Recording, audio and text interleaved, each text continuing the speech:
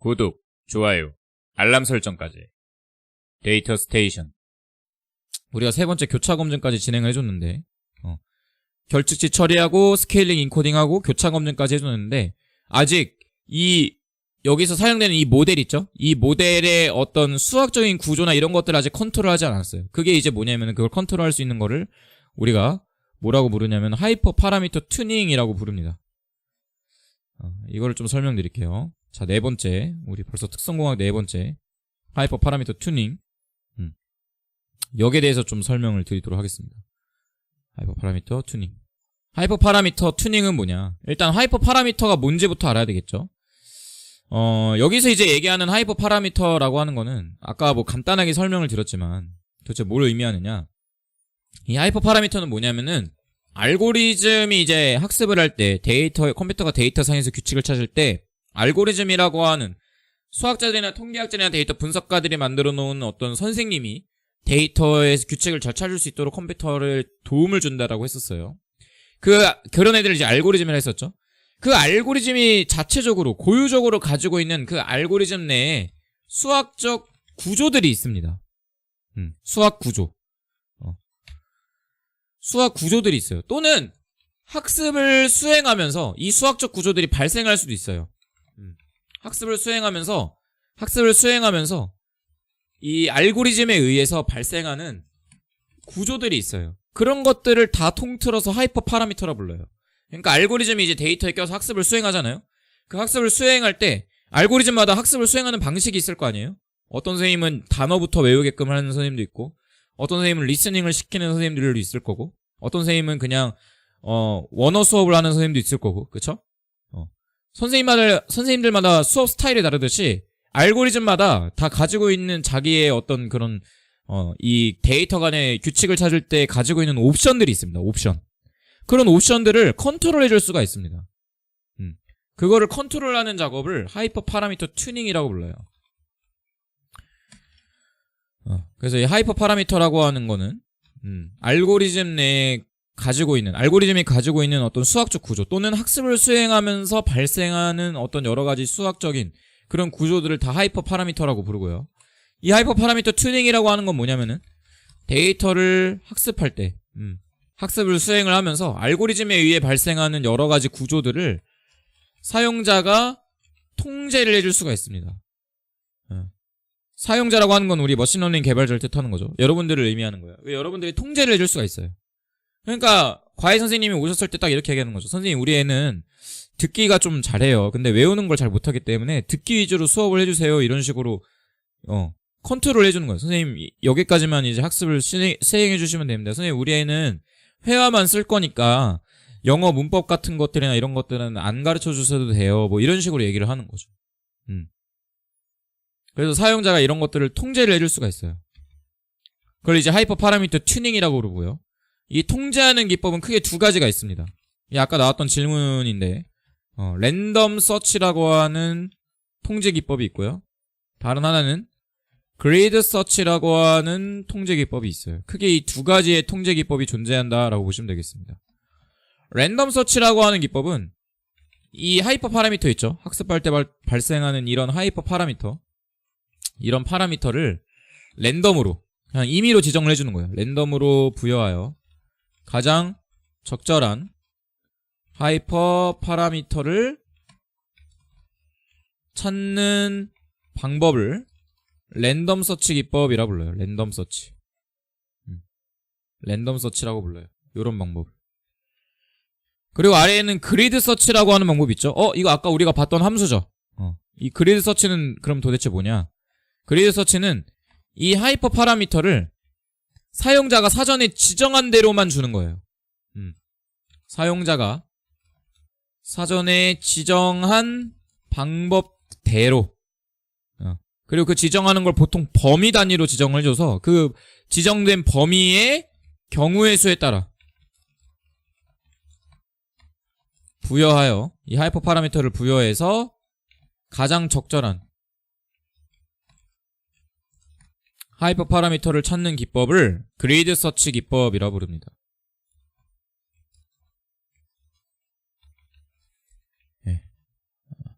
그래서 우리는 이제 아까 썼던 그리드 서치 크로스 밸리데이션은 앞에 붙어있던 그리드 서치라고 하는 의미가 바로 요 의미예요. 그 그리드 서치 크로스 밸리데이션이라고 하는 함수는 알고리즘에 개입을 해가지고 그 알고리즘이 학습을 할 때 사용하는 어떤 이런 여러 가지 이 구조들, 메커니즘 이런 것들을 통제해 줄 수가 있어요. 그거를 이제 쉽게 통제를 할 수가 있는데 그거를 이제 사용자가 직접 지정을 해가지고 통제를 시킬 수가 있습니다. 이따 뒤에 설명을 드릴 거지만 우리 알고리즘들 종류 중에 가장 이제 머신러닝에서 대표적으로 많이 사용하는 알고리즘 중에 하나인 디시전 트리라고 하는 알고리즘이 하나 있어요. 의사결정 나무라고 부르는 디시전 트리라고 하는 뭐 요런 이름의 알고리즘이 있어요. 이 알고리즘이 갖는 자체적인 하이퍼 파라미터가 뭐 여러 개가 있습니다. 뭐 뎁스라는 거 하는 하이퍼 파라미터도 있고요. 아니면은 뭐 립이라고 하는 하이퍼 파라미터도 있고 아니면 뭐 스플릿이라고 하는 여러 가지 이런 하이퍼 파라미터들이 있는데 여기서 랜덤 기법은 이제 뭐냐면은 위에서 얘기하는 랜덤 서치 기법은 이 각각의 하이퍼 파라미터를 임의의 값으로 그냥 부여를 해버리는 거예요. 컴퓨터가 그냥 랜덤한 값을 주는 거예요. 뎁스는 10, 뭐 립은 7, 뭐 스플릿은 뭐 15 이런 식으로 임의로 줘가지고 학습을 수행을 하는 거예요. 랜덤하게 몇 개씩 주는 거예요. 요렇게도 한번 줘보고 또 뭐 뎁스가 11, 뎁스가 뭐 20, 뭐 립은 3, 스플릿은 5, 뭐 이런 식으로 랜덤하게 이제 이 각각에 있는 하이퍼 파라미터를 부여를 하면서 여기서 이제 가장 적절한 모델을 찾아주는 기법이 바로 랜덤 서치 기법이에요. 그리드 서치 기법은 이거를 어떻게 지정을 해주느냐. 그리드 서치 기법은 여기 있는 이런 뎁스나 이런 값들을 하나의 값으로 딱 지정하지 않고 사용자가 1부터 뭐 5부터 10까지 주자. 이런 식으로 범위를 그냥 잡아줘요. 립은 뭐 립도 5부터 10까지 주자. 스플릿이라고 하는 값은 뭐 예를 들어서 1부터 20까지 주자. 그러면은 이 그리드 서치라고 하는 이 기법은 이 각각의 하이퍼 파라미터를 모든 경우의 수에 대해서 다 해보는 거예요. 뎁스가 5이면서 립이 5이면서 스플릿이 1일 때, 뎁스가 5이면서 립이 6이면서 스플릿이 1일 때, 뎁스가 5면서 스플릿이 7이면서 스플릿이 1일 때, 이런 식으로 모든 경우의 수에 대해서 다 데이터를 학습을 해보면서 거기서 가장 적절한 하이퍼 파라미터를 찾아주는 기법을 그리드 서치 기법이라고 부릅니다. 그러니까 요 하이퍼 파라미터라고 하는 요 튜닝 기법까지 써주면 어떻게 돼요? 모델을 한두 개만 만드는 게 아니라 굉장히 많은 모델을 만들어내게 되겠죠. 여기 아래에 있는 경우의 수만 봐도 어때요? 뎁스라고 하는 5개, 립이라고 하는 경우의 수 5개, 스플릿이라고 하는 경우의 수 20개 하면 5 곱하기 5 곱하기 20이니까 25 곱하기 20 하면은 얼마예요? 500. 500가지의 모델을 생성을 하게 되고 여기에다가 우리가 교차 검증까지 수행을 해주면은 예를 들어서 500가지 경우의 수에 대해서 하이퍼 파라미터 튜닝을 해주면서 내가 교차 검증까지 한 5회 정도 해준다. 그러면 한 2500가지 정도의 모델을 다 만들어낸 다음에 거기서 가장 적절한 모델을 선정을 해주는 거죠. 요렇게 학습하는 기법을 하이퍼 파라미터 튜닝 기법이라고 부릅니다.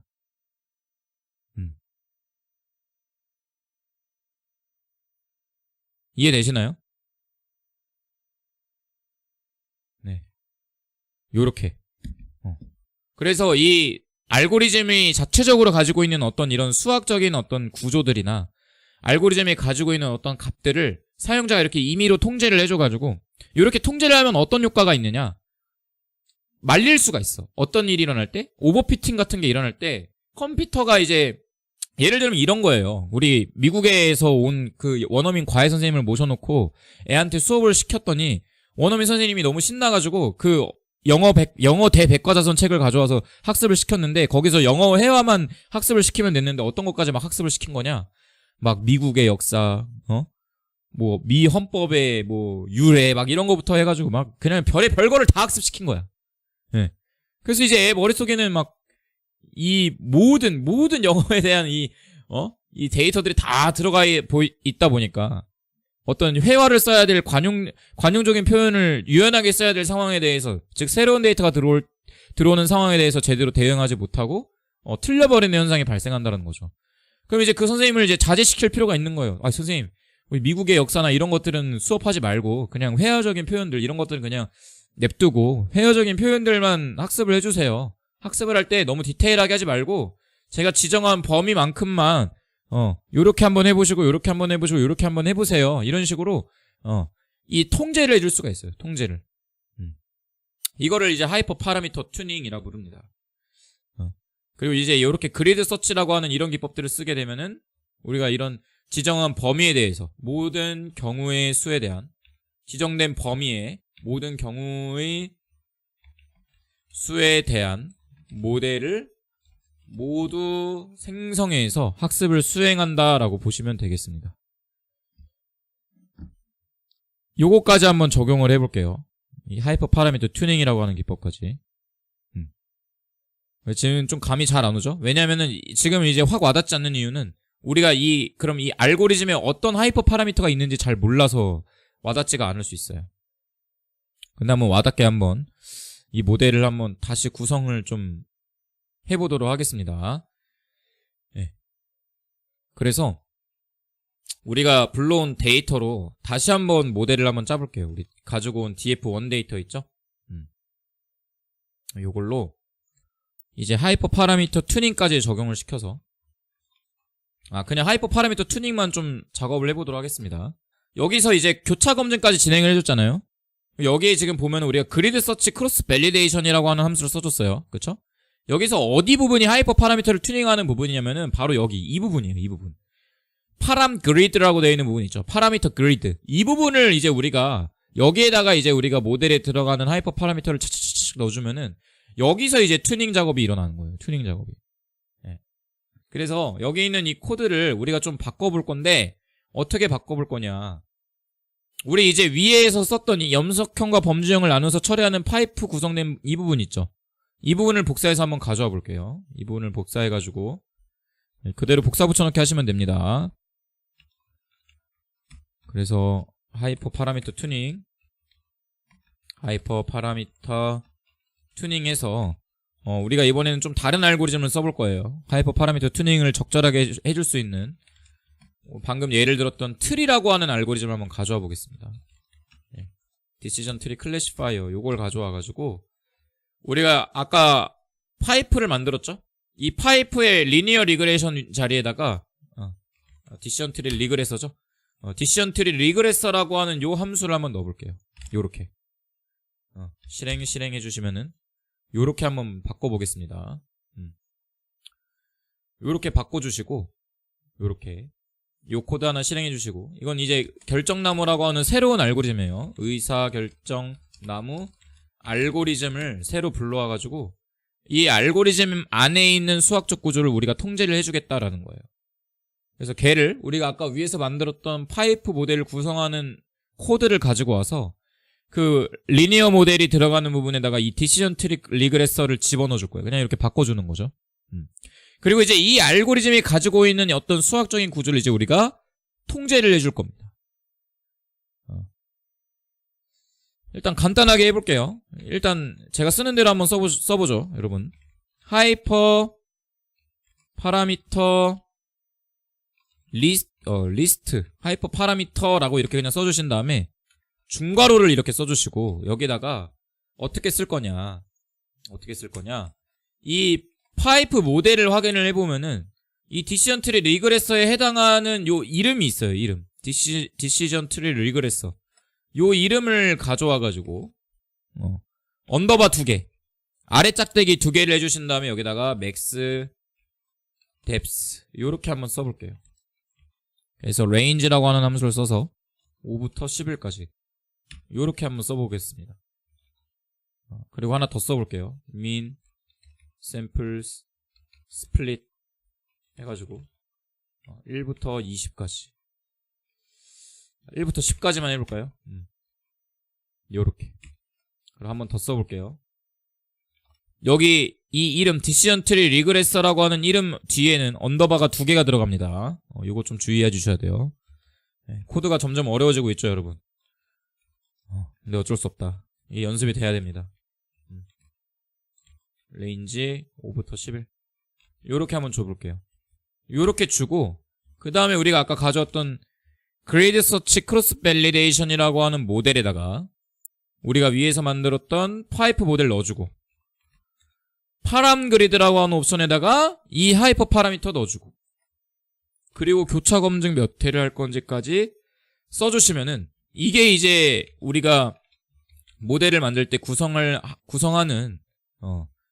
때 이제 교차 검증이랑 하이퍼 파라미터 튜닝이랑 스케일링이랑 이런 작업들을 다 집어넣은 모델이라고 보시면 되겠습니다. 요렇게. 그리고 이 모델을 학습하는 것까지 fit, x train, y train 학습 한번 해볼게요. 그럼 이렇게 뭐 빨간색 창이 이렇게 나올 수는 있는데 이건 그냥 무시하셔도 되고 쭉 기다리시면은 요게 이제 어느 정도 시간이 걸리면서 학습이 진행이 될 거예요. 왜 시간이 걸릴까요? 이 경우의 수에 대해서 다 모델을 만들어 보면서 교차 검증을 수행하면서 학습을 진행하기 때문에 시간이 좀 걸리는 거예요. 그리고 베스트 모델 찾아주는 것까지, 베스트 에스티메이터 찾는 것까지. 여기까지 이렇게 써보겠습니다. 그러면은 설명을 좀 쓸게요. 여러분들 코드 쓰시는 분들은 코드 먼저 치시고 여기 이제 depth라고 하는 하이퍼 파라미터, depth라고 하는 파라미터는 5에서 10개까지, 이 레인지 함수가 5부터 11 전까지니까 10개까지죠. 그러니까 총 5개. 5개. 그리고 스플릿이라고 하는 저 옵션도 5에서 10번까지 5개에 대한 경우의 수가 있는 거고요. 그리고 저 립이라고 하는 하이퍼 파라미터도 이건 10개죠. 1에서 10까지니까 10개. 립이라고 하는 하이퍼 파라미터도 5에서 10개까지니까 총 5개의 경우의 수를 모두 만들어서 모델을 구성해주는 거니까 5 곱하기 10 곱하기 5 하면 250개의 경우의 수를 만들어서 학습을 수행을 해주는 거죠. 그리고 여기에 추가로 5회의 교차 검증까지 수행을 해주는 거예요. 그리고 모델을 짠하고 만드는 거죠. 그리고 나온 모델들 중에 이 경우의 수들 중에 가장 괜찮은 애를 찾아준 거예요. 이게 베스트 모델이. 가장 적절한 모델을 선택해주는 거죠. 그래서 확인을 하려면은 이 베스트 모델을 그냥 실행을 시켜보면 맨 아래 보면은 디시전 트리 리그레서라고 하는 곳에 맥스 뎁스가 5, 민 샘플 립이 5라고 되어 있을 거예요. 얘네가 가장 적절한 하이퍼 파라미터로 찾아준 거예요. 얘가. 맨 아래 나오는 요 글이. 그럼 이제 한번 넣어볼게요. 우리가 아까 만들었던 이밸류에이션 리그레이션이라고 하는 요 평가 지표에다가 이 베스트 모델을 넣어서 확인을 해주게 되면은 아까랑 이제 다른 결과가 나오는 것을 보실 수가 있습니다. 요렇게.